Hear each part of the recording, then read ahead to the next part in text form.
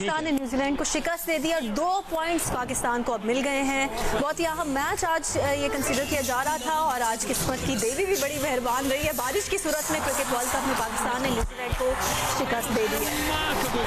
पाकिस्तान ने न्यूजीलैंड को शिकस्त दे दी है। थोड़ा सा बारिश भी खेलने के लिए आई 2 दफ़ा, लेकिन पाकिस्तान की जो परफॉर्मेंस रही है ये डिज़र्व करती है टीम पाकिस्तान। फैज़ान ने एक बार फिर ज्वाइन किया। मैं फैज़ान बताइए, पाकिस्तान को डकवर्थ लुइस मेथड के तहत ये 2 पॉइंट्स मिल गए।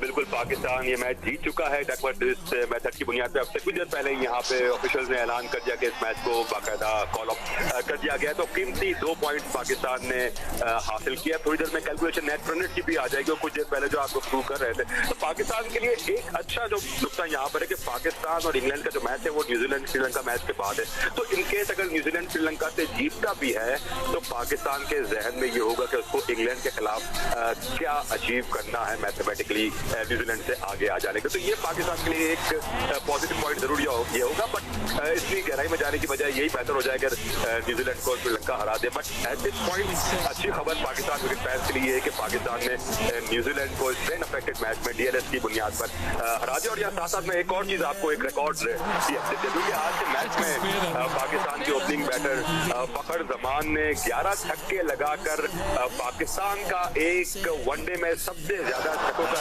रिकॉर्ड भी बराबर कर दिया है। 1996 में शाहिद आफरीदी ने 11 छक्के लगाए थे। आज उस रिकॉर्ड को फखर जमान ने 11 छक्के लगाकर बराबर कर दिया। अगर मैच चलता तो यकीन तो जिस फॉर्म में फखर जमान है वो आज 50-50 बिल्कुल है। ये कोई ऐसा मैच नहीं है कि बारिश की वजह से पाकिस्तान कोई लकी रहा है और उनको मैच मिल गया है।